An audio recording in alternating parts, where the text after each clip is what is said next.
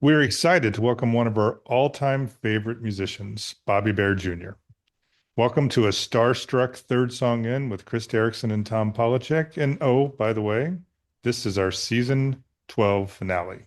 Can't be more excited that it's with Bobby Bare Jr.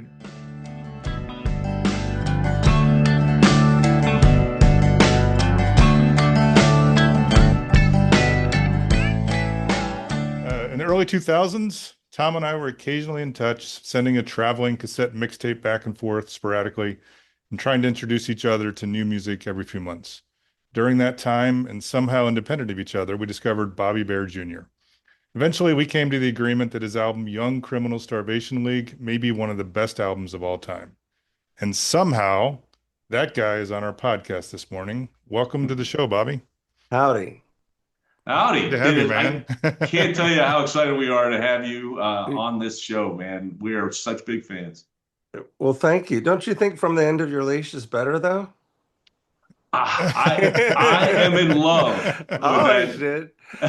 But the first one was basically I was on Immortal Records doing Bear Jr., and they didn't have the label didn't have a label. They were with Epic, and then they were with Virgin, and then they were in limbo.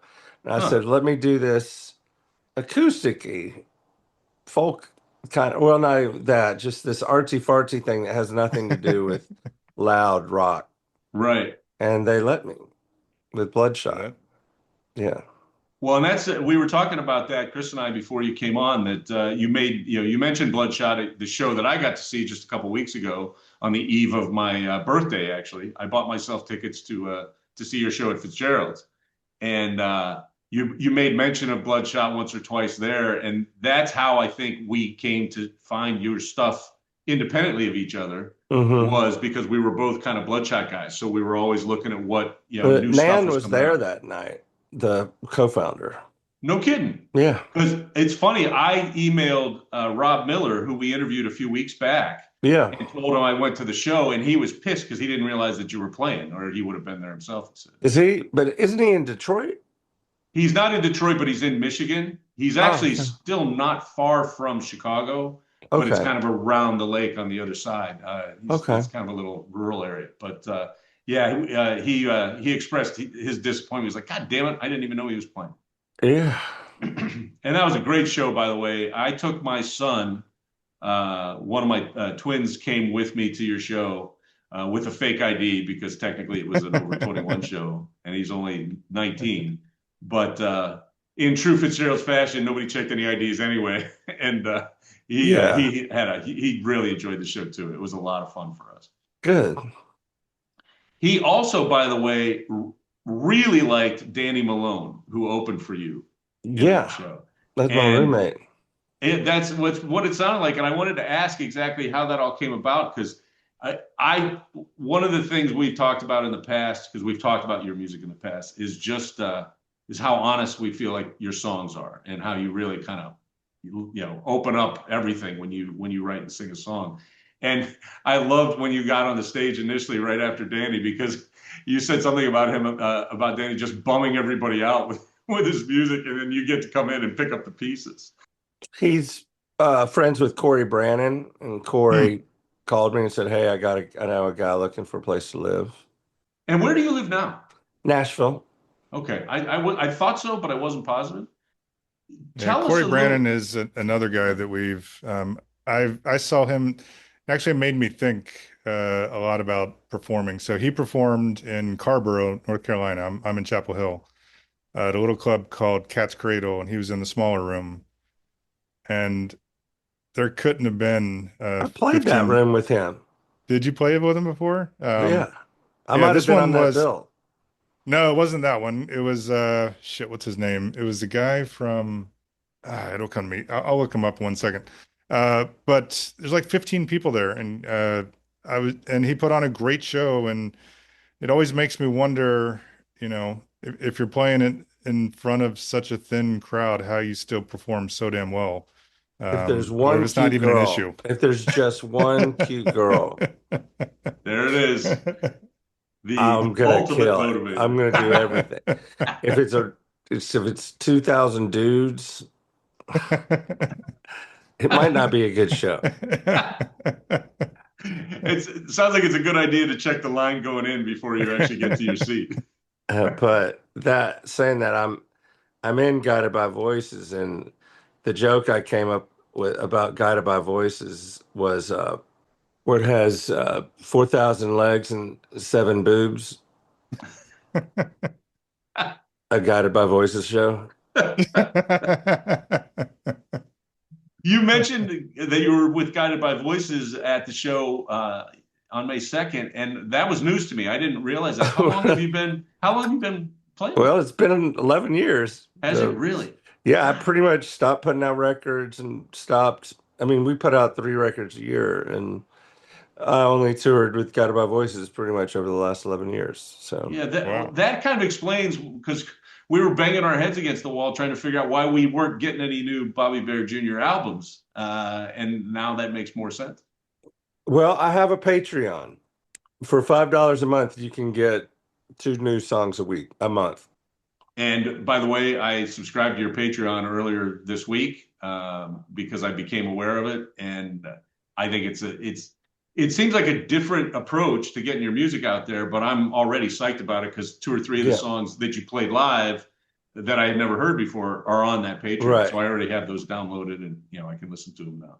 Yeah, and you get sketches, and it's a lot like when I have 2 or 3 friends I'll send brand new stuff I just finished to, and go, is this any good or is it just stupid? And now I have those people that know my music the best as a sounding board. And how long has the Patreon been up and running? A month, Okay, cool. just over a month. And I'm going to add a new song. Do you find, just in terms of how you're looking forward and what you're going to do musically, do you think that you will put together a kind of a traditional type of album and release it under your own name?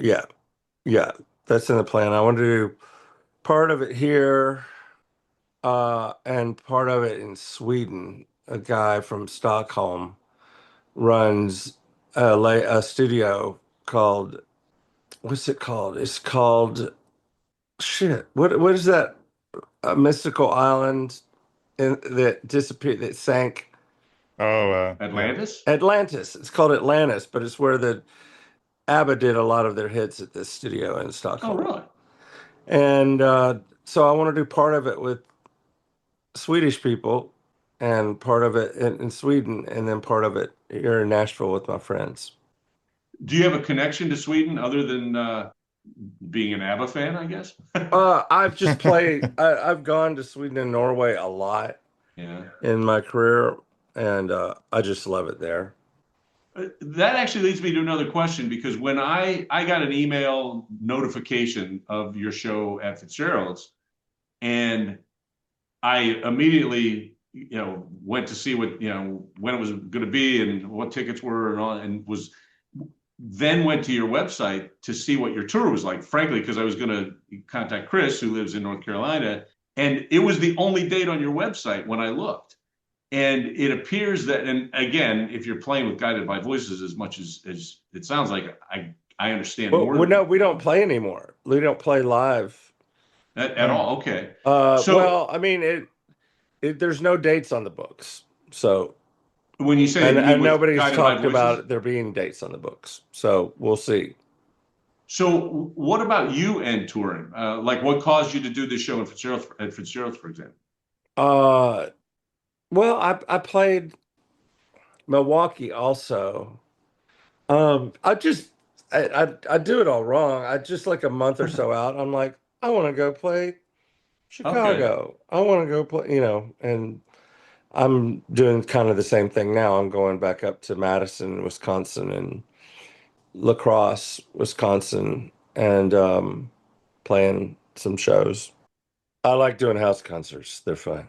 Yeah? What's the Guys, difference? hey, I got to go to the bathroom. I'll be right back. okay, sounds good. I got to go too. I might as well go while he's taking a break. Okay, I'm back. Sorry, guys. You're good. I needed the time too. By the way, how funny is it? Because I looked up your birth date, Bobby. We are all born in 1966, and I think it's hilarious that we all had to go to the bathroom. Yeah, old man stuff. I'm telling you, I'm telling you. So, Bobby, I mean, what drew me to the album, at least, or to your music, not just the album, because I love Bear Jr. as well, the harder stuff, but also thought great songwriting. But the songwriting process, especially the lyrics, like Young Criminal Starvation League, you have everything from Flat Chested Girl from Maynardsville, Yeah, I think you remember the title, to Bullet Through the Teeth, which is a sobering, powerful song, I think. yeah. And then you have stuff that's as upbeat and fun as like I still listen to this day. The Monk at the Disco is just one of the greatest songs ever. So, I mean, what seriously it is. I mean, what's your writing process like compared maybe from back then to how you're writing now? I'm still kind of doing it. I Shel Silverstein critiqued every song I wrote until he died, and I'm a Huh. huge fan of his. And he was my dad's best friend, and Huh. he would take a ridiculous idea and push it, and then push it twice as far, and take it and push it into the ridiculousness or the sadness, and then make it twice as ridiculous or twice as sad. And I, I mean, basically, I'll take a Shel Silverstein poem I've memorized and I'll play it over chords, and then I'll stop and I'll take that poem that I've memorized that I'm singing and rewrite the poem Hmm. with the Huh. same rhyme Cool. scheme, Cool. and then plug it back into the song and the same phrasing, and then plug it back into the song, and it fits like a brick or something, Wow. like a Lego into the song. My all-time favorite song, and actually I included this on the soundtrack, the playlist for the Rob Miller episode. So Dig Down, I think, is one of the coolest songs ever because once you get to the end and you hear the woo woo, I think it's the Rolling Stones ref. Yep. Yeah, You can never unhear that. So then when you listen to the song again, you realize it's running through the entire thing, which is a yeah, cool way to talk about how everybody rips everybody off. But yeah. it's just a really, I mean, that had to be on. I mean, how did you come up with that concept? It's such a, I've not seen too many others like it. Because everybody gets accused of ripping off all the Yeah. time, Mhm. and there's and it's all been used up. Yeah. And then, but then something like the Pixies happen, and it's like, what is this? And but still, there's hardly anything that's really new. That song is the song my kids know all of the lyrics to because I would put it on playlist for them when they were like 7 years old because I Yeah. love that song so much. In fact, my only criticism of your show on May 2nd, we left and Tommy and I looked at each other and said, he didn't play Dig Down. No, I gotta Although he play did new play ones. you did play most of the other songs Chris just mentioned, by the way. It was Yeah. just it was a good time. Uh, no, and I played Monk at the Disco as an encore though, didn't I? You did. It Yeah. was a great version. And I told the story of what that was. Song was I went to the Tibetan Freedom Concert in DC in 98 or 97. And they I saw the Dalai Lama hanging out with his posse backstage at the Tibetan Freedom Concert. And they were laughing they looked like they were on the inside of an inside joke, and they're all, you know, being goofy. And then all of a sudden a cute girl walks by, and one of the monks checks her out. I'm like, what is going on here? What's up with this? And they were the embodiment of light. They were the opposite of heavy. And Yeah. that really stuck with me, that how light and fun, you know, those when you guys are. when you see those kinds of things which become an inspiration for at least part of a song if not an entire full-blown song, do you Yeah. jot things down? Do you carry a notebook Yeah. so you can remember Yeah, those things? I always had a notebook or a bar napkin and a Yeah. Sharpie, but now I just have the iPhone list. Yeah, that's ironically, I had my iPhone out while you were playing the other night, and I was trying to write down lyrics from your new songs and just trying to, make commentary. I think the very first thing that I wrote had to do with Danny Malone. However, it was like, wow, he just introduced a story or a song with a story about his dead brother's dead girlfriend's Dead dead dog. dog, I believe, if Yeah. that's what it was.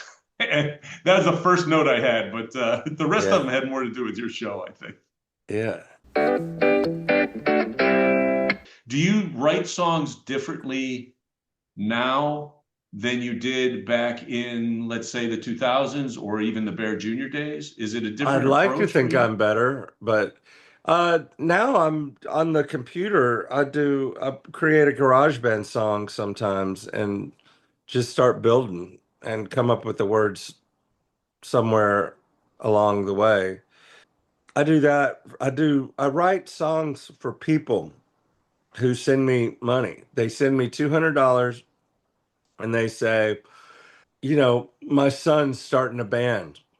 Can you write a song inspiring them what it's like to be in a band? Really? This is the name of the band. It's a three-piece band. And so they want a battle of the bands. So I came up with an idea and I just started building the song. I've got the song on this iPad actually, and that we're on. And I just start building the song and then add the words. But it's just you write a poem and plug it in. How long does it take you to turn around a song like that? That's basically a commission. At least 2 or 3 hours. And I Yeah. could actually do it with just an acoustic guitar on an iPhone, but I just have so much fun building songs. It's like a video game. It's really fun. That's interesting. I don't think I've heard it described quite that way before, but it makes a lot of sense to me. Yeah. Um, and when you say like working on things with an acoustic guitar, one of the observations I made watching you play the other day was you had one guitar and a Mhm. capo, and that was it. The last time I saw you prior to that, unfortunately, was I think at the Empty Bottle in Chicago, and it was probably 20 years before, 25 Mhm. years before, and that was much. You had a full band then; it was a different experience. The title was a great show, but it Yeah. was much more of a rock and roll show. And I was just really impressed with, first of all, your guitar playing. Do you do you feel like you've improved your musicianship significantly I over the mean, years? since I've been in Guided by Voices, I had to learn a Yeah, lot, you yeah. know.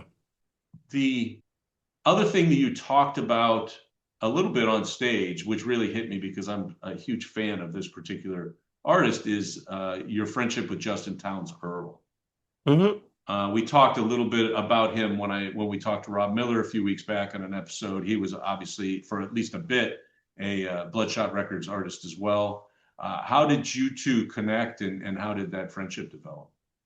I worked at a bike shop in 95 probably or 6, and he walked in with a bike In when Nashville? he was 16 or 15. Yeah. Really? And then we just had his buddy Corey Yantz, who was in his band, was in my band, Huh. and we just kept being buddies. Was there a connection, do you feel, in your head because of the kind of famous musician dad part of things? Yeah, yeah. But we were just, part of the same friend circle. Yeah. And he lived upstairs in my house for a year. The song Terrible Sunrise was about being with Justin at David Berman's house from the Silver Jews with my buddy Kotzer and Corey. Yeah. Now, did you write songs with him on occasion In as well? 2003. No, No. but he was living here when I wrote the song Sad Smile. And I remember Oh. thinking, I should go get Justin, but I didn't. And I wished I did. That's so But well, for our listeners, I mentioned the fact that and I think you may have even mentioned that your father was a musician, but your father was a big deal musician. Bobby Bear is a country music Hall of Famer. he And you still said, is. He's still alive. But yeah, you actually yeah. at 91, right? Isn't that what you said on stage? Uh-huh. That's amazing. And I know when you were a kid, you played on a song with him way, way back when. do you sit down and play with your dad these days? Do you guys noodle around and try to write We songs? goof Or around. We talk about music a lot. We goof around. My son plays guitar and piano, and he's the one who's usually playing. cool, cool. That's very Yeah. interesting. Did did he work with Shel Silverstein in the way that you described Well, Dad how did an Shel worked album with of you? all Shel Silverstein songs in 1974 called Lullabies, Legends, and Lies. It's a double album, Yeah. concept album, and Shel created it. Created all the songs. And Interesting. Daddy What If was on that. I listened to an interview. This is kind of a weird sidestep, I guess, but I listened to an interview of a comic book creator just a week or so ago, and his name's Scotty Young, and he's pretty well known if you follow comic books. He created something called I Hate Fantasyland, which was a big deal independent comic. He's worked for all the big DC and Marvel and those kind of things. But the interview, he talked about starting out as an artist and how so many people would say, what I need to do is I need to write or draw on Batman or Superman. I need to get to like this biggest thing, that the big companies put out. And he took the approach that all he was looking for was 1,000 true fans. And the idea is if you have 1,000 true fans, they're going to follow you. They're gonna buy what you put out. They're gonna want to see what's next.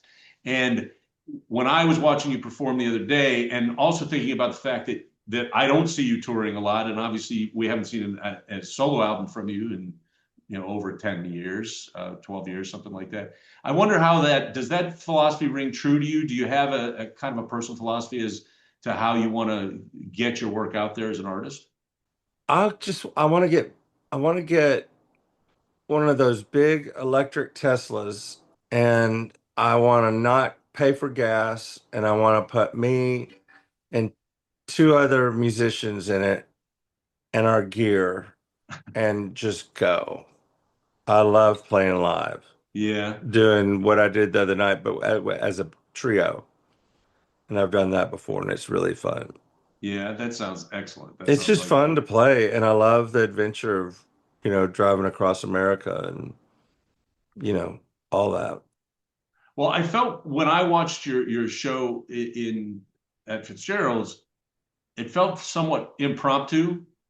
It didn't necessarily feel like you were working from a set list. I think it really felt like you have an opener. There's a song you play when you open, because I think it gets people's attention. But then it felt to me like you were kind of flipping through your iPad trying to decide what you felt like playing. It's not a Is set list. Yeah. And it, I just meander. It's like being a DJ, except there's no records, and I'm the vinyl yeah, and it's for it's the fun. It felt very loose and comfortable, watching it. yeah. And obviously, you need to have a pretty good catalog of songs if you're going to go out and do that. You can't do that as a young artist. But do you play differently now in those kind of scenarios than I'd you did, like to think perhaps? I'm better, and I really like putting random little.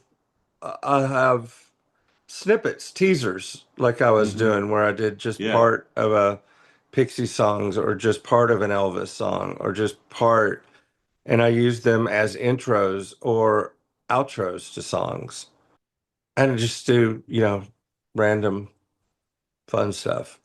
yeah, and it was fun. It was fun, and as I said, it felt that way that you were kind of willing to play anything depending on what happened. Yeah, I know at least once someone shouted out a song, and you jumped right into it and you just started playing.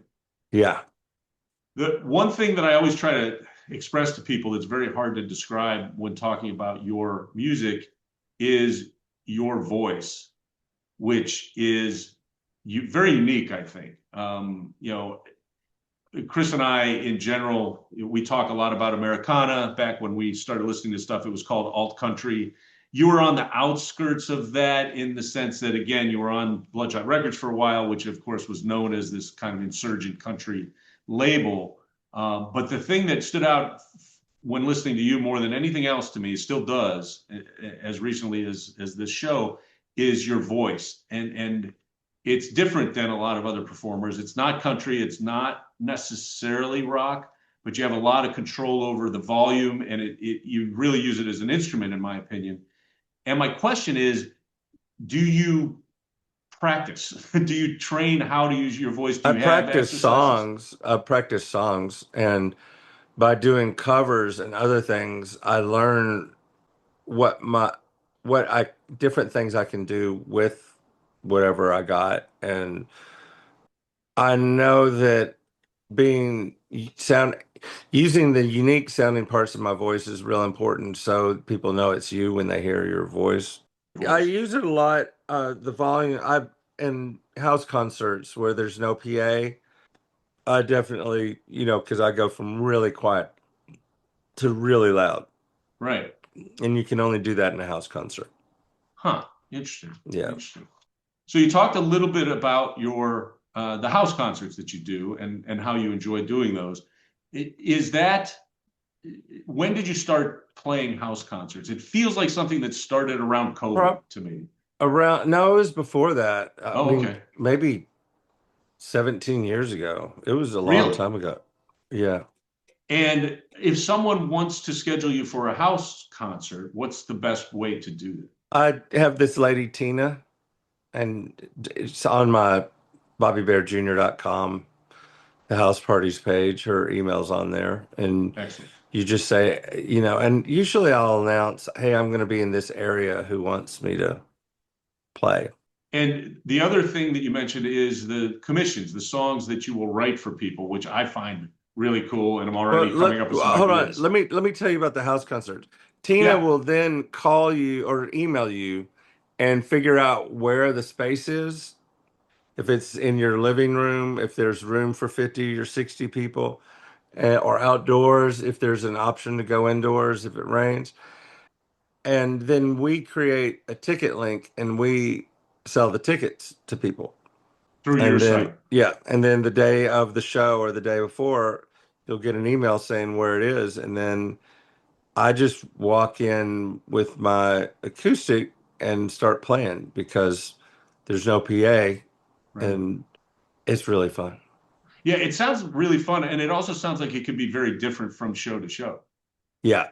When people want to book a house concert, can they request certain songs do get played and try to make sure there's Sometimes something? when it's somebody's birthday or anniversary thing where they fly me, I'll ask them to send 10 songs and I'll Yeah. try to, Because do 'em. I'd have to hit that dig down if I was Yeah. if I was doing it. The other thing that you mentioned were the songs that you're commissioned that you'll take commission to write. Can you explain that process again? If someone wants a song, what do they do? Oh, I have a link on my BobbyBearJr.com, but then they send me a email saying, my whatever. I mean, Right. I've wrote a song for somebody who has a banana leaf plant that sits next to a rhubarb plant, and they named him Banana Bob and Barb Rhubarb, and I wrote a song about their romantic relationship, you know. When you do that, I don't know, I don't really understand kind of the rights part of all of that. Will those songs ever make it onto Some your of them Patreon? might. I have a feeling I'm going to accidentally write a really great song while, writing Yeah. something and not even because I worry about it less because I'm only trying to entertain or connect with one person. And there's something really powerful about that. Yeah, the thing that I always try to stress when we talk about your music is, frankly, I feel that you write very honestly, and sometimes to your own detriment. I feel like you really kind of lay open wounds sometimes when we listen to your songs. And I would think that in a commission situation, you're in a position to do that just as much. Totally, but it's about somebody else's Right. stuff. But it's Shel Silverstein's job for Playboy used to be those little those little drawings that'll have one line underneath them, Hmm. and he would just see somebody standing at a bus stop holding a bird in a cage or something like, what's going on here and what's powerful about this image, or whatever. And he'd have to find that. And that's kind of the same thing I'm doing. It's like, what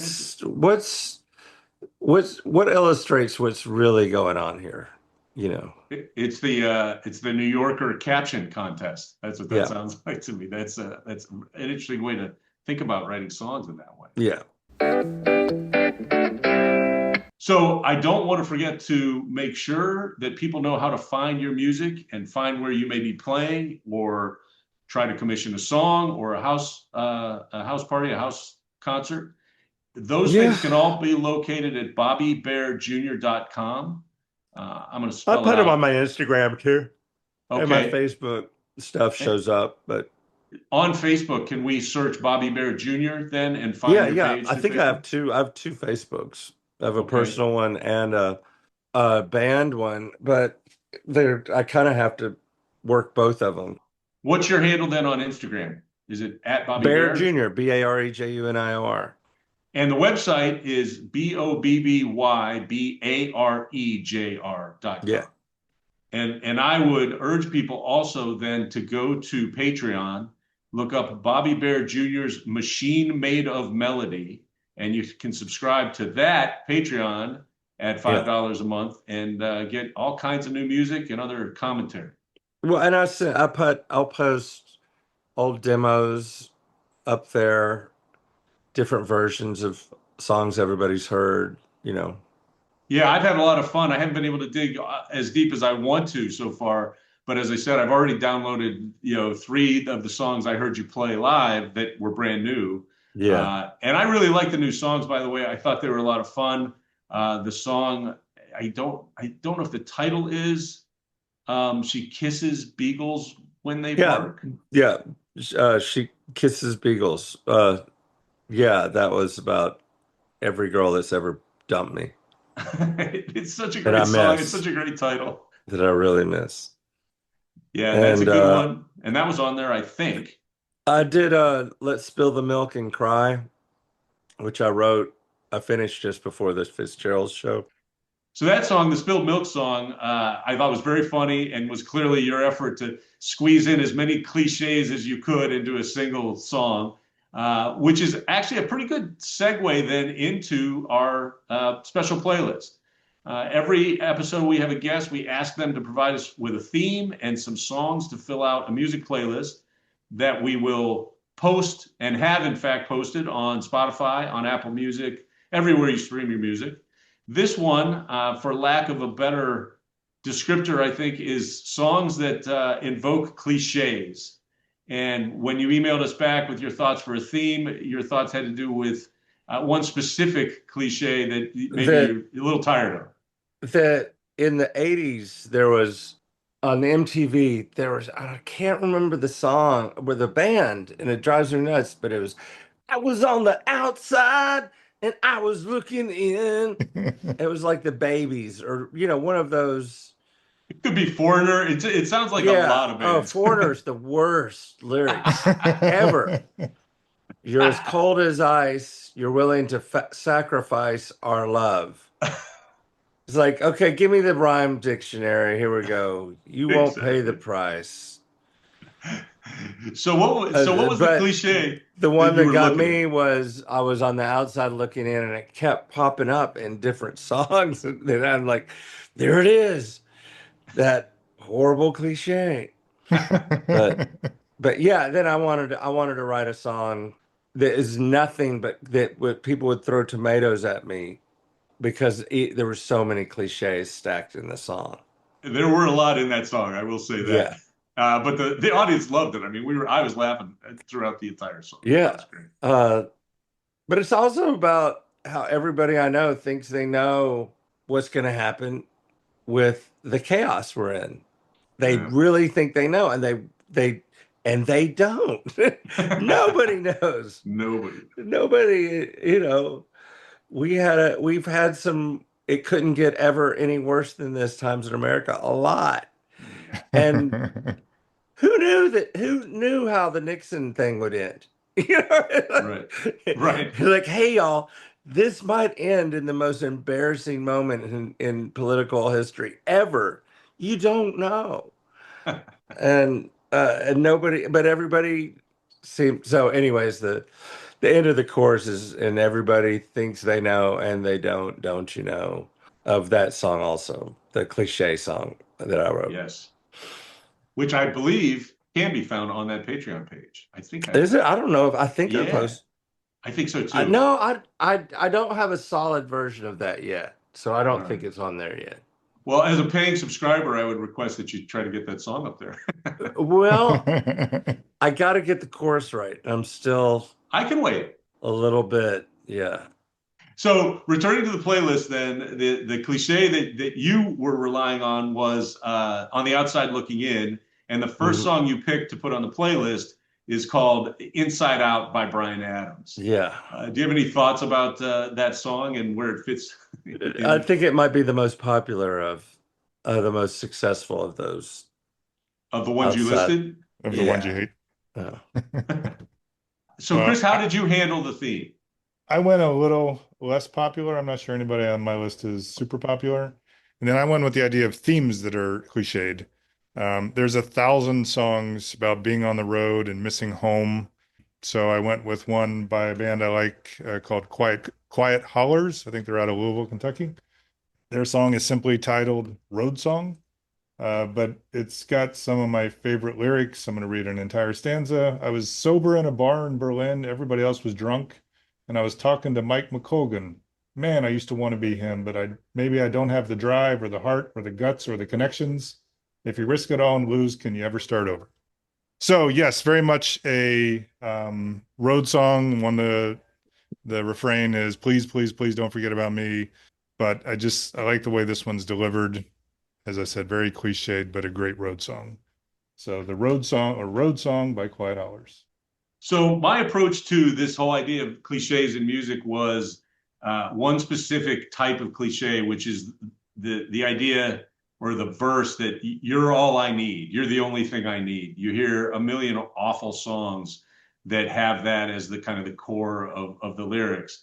But on the other hand, some of the best songs I've ever heard, I think, also rely on that very cliche. And it just goes to show it depends on who's writing the song and who's singing it. So my song along those lines is the first one is "You're All I Need to Get By," sung by Aretha Franklin. I have it on her Greatest Hits album from 1971. It's actually a remake of a song that was recorded by Marvin Gaye in a duet with Tammy Terrell. I don't know who Tammy Terrell is, but I know that song. It's both versions are great, but for the playlist, I wanted to play the Aretha Franklin version because I love Aretha's voice, and she can make a cliche sound like it's a brand new thing. And I think that's just an excellent song. Which then takes us, Bobby, to your next song for the playlist. And we're back to Looking In from the Outside. And the song is Looking In by Mariah Carey. It's just way too sentimental. It's just overly sentimental. And I'm with you on all those songs that are just like, baby, I'm nothing without you, or I know it's all horrible codependency, Yeah, there's terrible that. relationships. This poor guy, somebody help him out. And but I've been working on a song that is to counter it, where it's like there is a mountain high enough and there is a river wide enough to keep me from coming back. There really is. I'm not, you know, That's great. And it's not even that wide. I just decided yeah, not to cross it. I'm not that desperate. Yeah. That's great. That's excellent. What's your next song, Chris? All right. I asked AI and it didn't tell me, but the title of the song is Someday, which has to be in the title of like 1,000 songs. But I kind of like this guy, Rob Baird. I think he's out of Memphis. Started in college, I think was what I read, but it's a cool song despite the cliches. He sings it with somebody named Juliana Rankin. She's got a really great voice, so I like the combination of their voices. I more so like the way that he sings and she sings than I do the actual lyrics of the song, but it's a good solid song, even Cool. if it has the cliched someday in the title. Cool. I decided to stay with You're All I Need. And the song I picked is called All I Need. It's by Martin Zeller and the Hardways. The album was the album is The Many Moods of Martin Zeller and the Hardways, which came out in 1998. Chris and I are big Martin Zeller fans, big Gear Daddies fans. I think I discovered Gear Daddies right around the time that I discovered your music, Bobby. I've never heard of him. He's actually out of Wisconsin, or at least Gear Mhm. Daddies, where he originally is, like Racine or Kenosha, somewhere in that area. That's where the Gear Daddies started. And we discovered him because there was a kid we went to college with who was from that area, and he brought a CD with him. He was a couple years younger than us. And I fell in love with Gear Daddies. They're a lot of fun if you go back and find their stuff. Martin Zeller has done a number of solo things since then. This was a band he was in with. I think maybe they only did one, maybe two albums. But it is, again, taking that cliche of all I need is you and really, really turning it into a song that's fun to listen to. And it just shows, again, that it really depends on who's writing the song, as far as I'm concerned. Totally. And then your pick, number 7 on the playlist, is titled, oddly enough, Outside Looking In by Jordan Pruitt. It's a good soulful song. I just love that song. I'm going to look it up real quick. Sure. Don't know my name. Oh, okay. Wait. Wrong. I was addressing something else. Yeah, I don't remember this. I don't remember hearing this song back then, but I know it was a huge hit. I Yes. avoid huge hits. That's my Yeah. if I have a thing, that's it. As Tom This says. one, I'll say as an intro for that one, this song flew way over my head long time ago. All right, Chris, your final song for the playlist. Yeah, I took a bit of a curve here. I went with Pickleball by Rustin Kelly, not because pickleball is cliched as a musical theme, but it's as cliched as hell today. Everybody and their brother and sister and grandmother is playing pickleball. Especially why our I felt like- generation. I know. And why I felt like I could pick it is he doesn't say pickleball once in the song. So I think it's funny. I think he's making fun of pickleball himself. And Rustin Kelly's one of my favorites as well. What do you got, Tom? My final song for the playlist is The Only Answer. Again, that perspective that there's only one person for me. It's by Mike Doty from kind of a weird double CD Soul that Coughing. I have. He's from Soul Coughing, from the band. This was a solo thing he put out. It's like a double CD. The title is Skittish / Rockety Roll, which came out in 2004. First of all, again, and I'm a Mike Doty fan. I'm a Soul Coughing fan. I love this song, even though it is kind of cliched. There's a line in the song that he sings that goes, "I had a moment of serenity." It's kind of like, "I had a moment of serenity." And the only reason I bring it up is it's my ringtone for my wife. Every time my wife calls me, I have to remember, just take a breath, because I have no idea what this conversation is going to be about. So that's why it sticks out in my head. So that's my last song for the playlist, is The Only Answer by Mike Doty from Skittish Rockety Roll. And the last song on the playlist, selected by our special guest, is from Little Anthony and the Imperials. And Yeah. It is called I'm on the Outside Looking In. This is the best of those songs. Yeah, those guys are classic. I have not listened to that song in ages, and when I saw it on your email, I thought I got to pull this Yeah. up and go back. Yeah, that brings us to the end of our cliched playlist, which will be available on all the streaming services that are out there. Thank you, Bobby, for coming up with a unique one. We've not done this one. It's always fun to look for songs in the category of, all the favorites and everything else that I have that fit into a playlist we've never done before. So, Cool. and it's funny because I would say that your songs are about as uncliche, if that's a word, as it could be. So it's cool that you chose the opposite. And I want to hear that song about the mountains being too high and the rivers being. Yes, I am looking forward to that. Cool, man. Thanks for Listen, having me. Of Thank course, you so man. much for being on Yep. the podcast. We have we've had a few guests that we've been really proud of. You're at the top of that list as far as I'm Yeah. concerned. Please keep playing. Please keep writing songs. Please keep touring, especially in the Chicago area, as far as I'm concerned. We will put your plugs and links to your site and links to your Patreon on our website, which is thirdsonginpodcast.com. So anybody listening right now can go there. Again, you've got a great back catalog, not only Bobby Bare Jr., but also Bare Jr., the band, which I really loved and like to sit back and listen to. Every couple months I'll pull up an old Bare Jr. song just for the hell of it. Rock and roll. Thanks for joining us, man. Enjoy Okay, guys. Thanks. See ya. Take care now. You bet. Take care.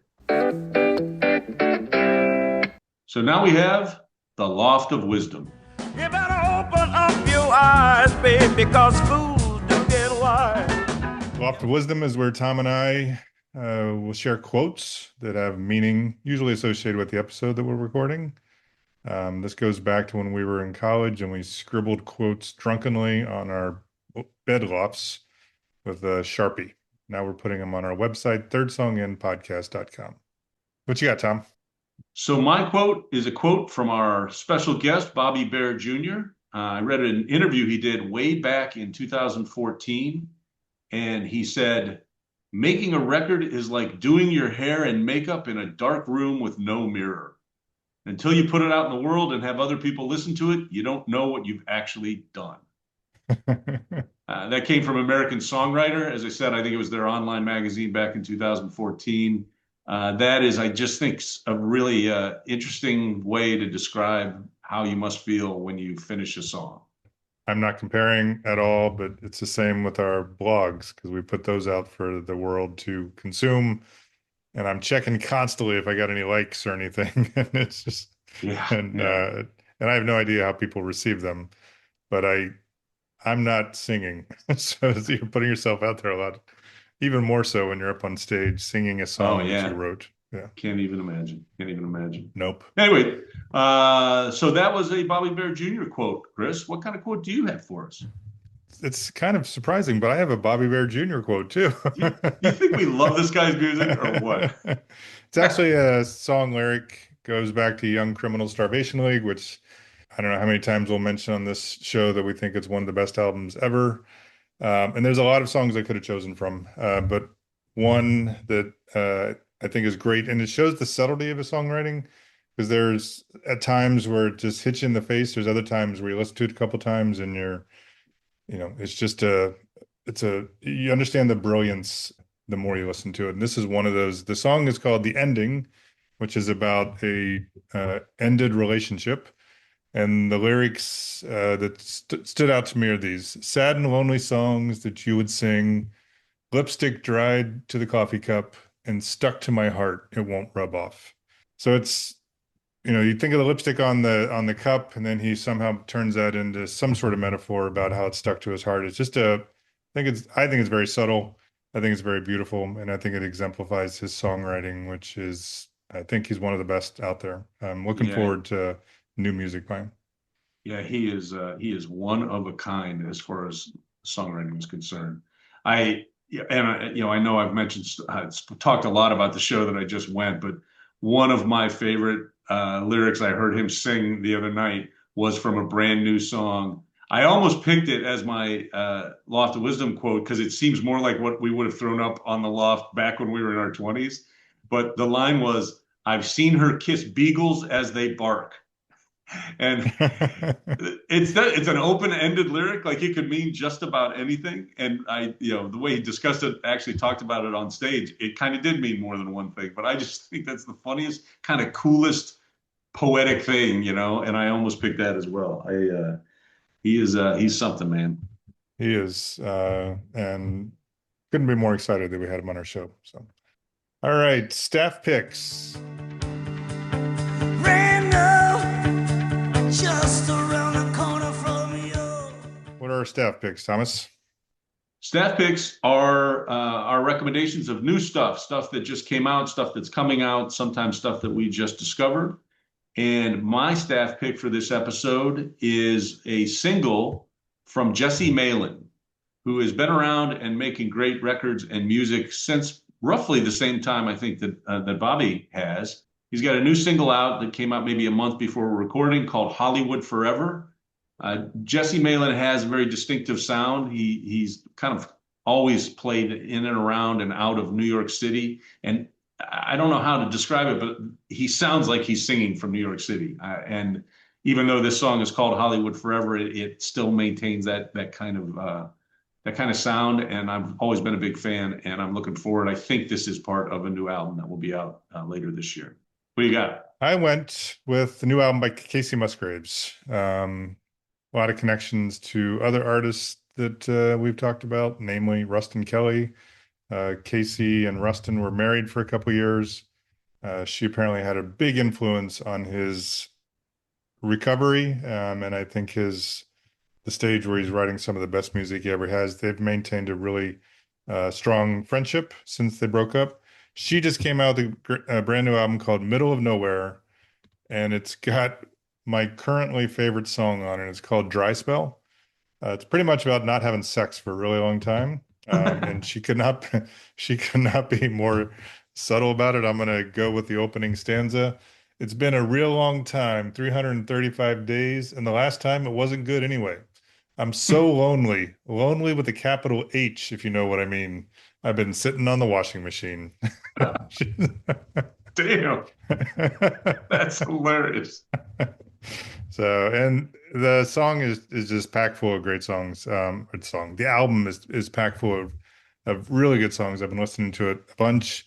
I like her. I like her songwriting. I like her singing. And it's kind of cool. She got Miranda Lambert, who's a much bigger name. Mm-hmm. Shoot, I'm gonna forget the name of it. But Miranda Lambert, I don't know how this worked out exactly, but she recorded one of Casey Musgraves' songs that she wrote, and I'm sure it was fine. But people say that she stole her song, and that song got huge. And Casey Musgraves had always intended to record it. So they claim that there's a little bit of tension between the two, but they recorded a song for this album, and they had a lot of fun. And apparently cool. hatchets have been buried, which is cool. Water under the bridge, I guess. Water under the bridge, bitches. Yeah, Casey Musgraves is an artist that I haven't listened a whole lot to. She's huge in Chicago. When she plays around here, she fills every venue she plays. And I know some people, that'll go out of their way to see her every time she's in the area. So I haven't listened to this album yet. I am going to as soon as I can. Our next segment is the cornerstone of Third Song In. We're going to do our playlist picks. Playlist picks is where Tom and I add to our season-long playlist. We do one for each season of Third Song In, make them available on all the streaming services. You do a quick search for Third Song In, and then probably put season. You'll see seasons 1 through 12. And these are the latest additions to that playlist. What you got, Tom? So again, inspired by our guest, I had a couple that I had to choose between two, and I decided to go with a song by Sammy Brew, which just came out very early this year. I think in January, Sammy's album came out. The song is For Justin. It is from the album that Sammy did that I recommended, I think, as a staff pick quite a while ago. Sammy Brew basically got a hold, it's called The Notebook, and he got a hold of Justin Townes Earle's, one of his notebooks that had all these song lyrics and unfinished songs and what have you. And the album is fantastic, and I listen to it all the time. The song For Justin is an original that Sammy wrote himself when Justin Townes Earle passed away. And based upon the friendship that Bobby had and still has, as far as I'm concerned, with Justin Townes Earle and his memory, I thought it'd be a good one. And I realized as I was trying to choose between the two songs that we have not put a Sammy Brew song on our season-long playlist. So it seemed like the time to do it. So it's For Justin by Sammy Brew from The Notebook, which came out in 2026.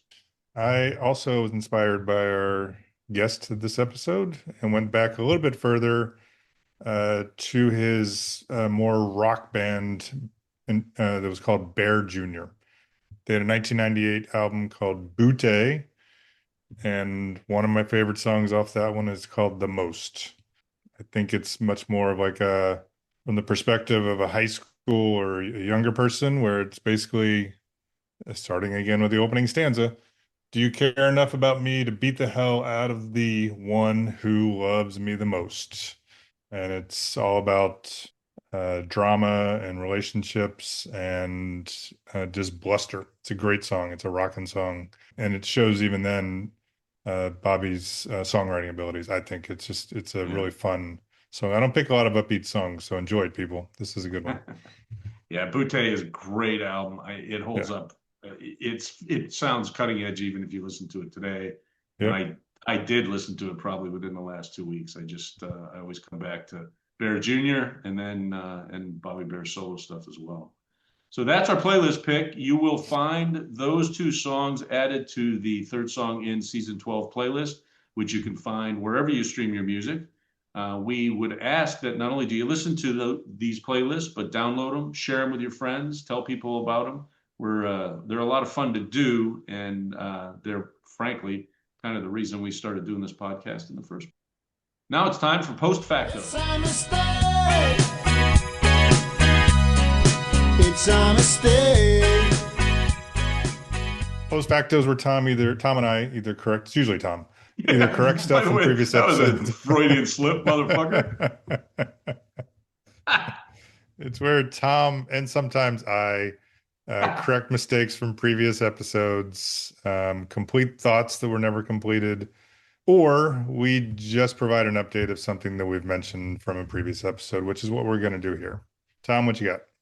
Yeah, to be fair, recently I think we've done more updating than correcting. Yeah. Although I did start out the season with a huge mistake, but this is a very nice one, and it is an update. And it's an update from an episode. I didn't even go back to see how long ago we did our episode where I made mention of we were talking about the best advice we'd gotten, and it's so funny because the email came out of the blue, but I was so happy to read it. I had talked about a piece of advice that my first college football coach gave me at the end of my freshman year, and his name was Fred Remy. And he gave me advice, which basically was very Zen-like. It was, hey, stop a moment. It was kind of a smell the roses kind of thing. And we just got an email to thirdsongin@gmail.com from Stacy Remy Fitzhenry, Fred's daughter, who, if I ever met, I unfortunately I don't recall. But she had just listened to that particular episode, and she basically wrote just to thank me for talking so nicely about her dad. And she mentioned in her email that her mom is quoted in an article in the St. Louis Post-Dispatch after Coach Remy passed away, that in all of his years of coaching, WashU was his favorite place to be, which kind of warmed my heart a little bit. And as she said, maybe it's because of moments like the one he had with me in his office, because that was a real connection, and it really changed how I looked at things for the rest of my life. She said that's truly how he lived. He was a great dad and granddad to my kids. And he taught and coached up until his illness, which eventually brought about his death when I think he was 73 when he passed away. Thanks for the email, Stacy. I really, really appreciate it. Top that. You're muted. Kind of hard to top it when I'm on mute. Bitches. I keep saying bitches, but no. Bitches. Just one of those weeks already, and it's only Tuesday. Yeah, that's really cool that you wrote that. That was heartwarming, and I know you appreciated it because those are your comments, and it was cool that you took the time to send us those thoughts. Yeah. I won't be able to top that, but I'm still going to have some fun. Went to a concert last week. I thought I was going to see a band called Arts Fishing Club as the headliner, as did almost everyone else there. We're talking to some people who were all excited about it, which I don't usually talk to people. And then the guy behind me, who said he'd seen him multiple times, he's like, I love the drummer. So the drummer comes out and he's like, I wonder if he's playing drums for the other band. And I'm like, And then they came out and the first song was not one that I was popular by them. They're not a very popular band, but I'm like, I think that's an Arts Fishing Club song. And the guy behind me is like, he's like, that I like this band. I'm like, dude, this is Arts Fishing Club. He's like, and he's like, are you sure? And then they're like, hey, we're Arts Fishing Club. I'm like, dumbass. Yep. Confirmation. So I was like, fuck, they're the opening band. And my wife turned to me and she goes, "That's great," because this is a Wednesday show. She goes, "That means we can leave early." 'Cause so Arts Fishing Club played a fantastic opening set. They blew away the headlining band. I stayed for 3 or 4 songs from the headliners who sound good. I messaged Tom. I'm like, they sound good, but they are unwatchable. I won't even say who the band was because, but they were a younger band and you could tell it. They were very awkward on the stage. By comparison, Arts Fishing Club they're a very seasoned. I saw them last year at an outdoor festival and it wasn't a crazy show, but you could just sense their maturity as a band and they were impressive. And I caught on to them right away. And I predicted they'd be the next big thing in Americana, but they've already moved away to much more of a alternative sound. Their last couple songs, the latest EP is not Americana at all. The lead singer is one of the most charismatic lead singers I've seen in a long time. The drummer is insane. I give the guy behind me credit, even though he didn't know what band it was. One of the best shows I've seen in a while. I'd encourage folks to go see him. And I'm doing a public service. They stated that their goal is to be the headliners at Red Rocks before they retire. They said they don't know if it'll take them 1 year or 40 years, but they're going to stick it out. And then they said, and you as our fans, we need your help. You just need to tell 8,000 of your closest friends about us, and we should be fine. So I'm telling 50 or 60 of my listeners, of our listeners, check out Arts Fishing Club. You will not be disappointed. Yes, and it sounds like they're coming my way. So I'm going to try to see them in June up in Chicago, and I will also put the word out. Once again, we want to thank Bobby Bare Jr. for being on this podcast. I cannot fucking believe this. Unbelievable. I would point you to BobbyBareJr.com. It's actually BOBBYBAREJR.com. That's his website. You can find tour dates and information about his house concerts, lyrics to songs, all that kind of stuff. Also, look to Patreon. If you search Bobby Bare Jr. Machine Made of Melody, you'll find his Patreon page, weekly, monthly. Not quite sure how it's going to work out, but we're going to get access to new songs as he writes them. And I think that is really cool. So those are 2 great places to find Bobby Bare's music. You can also find him streaming pretty much wherever you get your music, like Amazon and iTunes, et cetera, Spotify. Listen to as much Bobby Bare Jr. as you can. I'll just go with ditto, what Tom said. And my plan is to also subscribe to his Patreon. Third Song In is recorded in Chapel Hill, North Carolina, Joliet, Illinois, and Nashville, Tennessee. Email us at thirdsongin@gmail.com. We welcome your questions, your comments, your suggestions. It is great to hear from you. Yeah. And as we did earlier, we may just share your email, which would be check out our website, thirdsonginpodcast.com. For this episode, you can go check out the As Mentioned site and get links to all of Bobby's information. We really strongly encourage you to check out that information as well as his music on all the streaming services. Please follow us, rate and review the podcast on all the platforms. Give us your fucking stars. Give us every damn one of your stars. We are streaming on Apple Podcasts, Spotify, Amazon Music, YouTube Music, Pandora, Overcast. Please share our podcast, either the podcast itself or individual episodes, and tell people about us. You know what you left out? You left out motherfucking. So I will say, share our motherfucking playlists. They are great.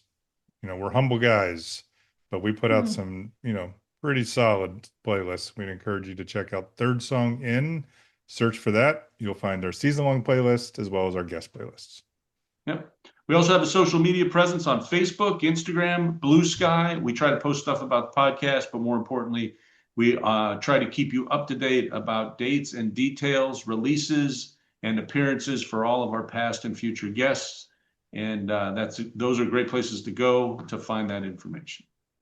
Tom and I also put out a blog every week. We take turns, post it on our website. We also make it available on Substack. If you subscribe to Substack, Substack has some really great creators out there. But if you subscribe to Third Song In on Substack, every Friday morning, you'll get the latest blog right in your inbox. Season 13 will premiere on July 13th, 2026. Don't forget it. Don't forget about us. Don't you forget about us. You've been listening to Third Song In with Chris Derrickson and Tom Polachek. Thanks for listening.